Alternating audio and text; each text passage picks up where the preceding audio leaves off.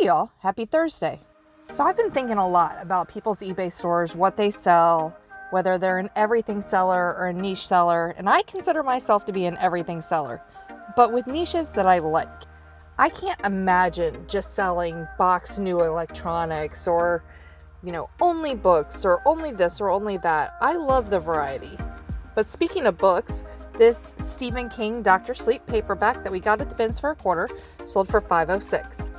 I can't imagine going to an estate sale and only shopping for glassware or clothes.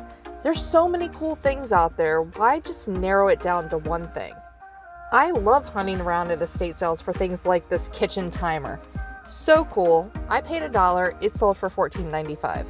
The variety allows me to have fun while I'm sourcing, fun while I'm listing, and really enjoy the variety of items going out every day. Like these banana clips that we found in an estate sale. Remember these hair clips from the 80s? My sisters used to wear them all the time. My hair was too thin to wear them, but I still think they're cool. We got these for $2 at an estate sale. They sold for $20.36. We actually got a giant bag of them for $6, and so I broke them into 3 lots. So the new lot is up now. There's some people that just sell stuff like vintage sports items and collectibles, which I think is kind of cool, but me personally, I would go crazy dealing in just sports stuff. Although I do like it when I see it. Like this Kingston pennant. I actually don't know if it's a sports team or not, but I do know it's from Kingston, New York. It sold for $10. Somebody sent me an offer and I accepted. We only paid 50 cents for it. Now, I don't deal a lot in car parts, but every now and then at an estate sale, or in this case at the bins, something will catch my attention. And this is an emergency fuse kit for a car, and it's got a little handy tool with it. I figured for 10 cents, I might as well pick it up, and it sold for $12.71. Hats are another thing.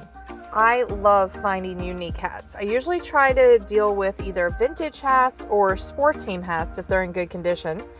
But every now and then there's something that's a little not one of those categories that I feel like is worth picking up.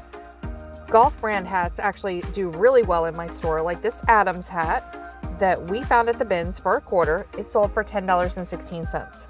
And of course, I love my animal trinkets, and I love when I get to come over here and show them off as I find the one that I'm looking for. And we are looking for a rhino. Oh, he's hiding here in the back. And gotta stand back up, little goose.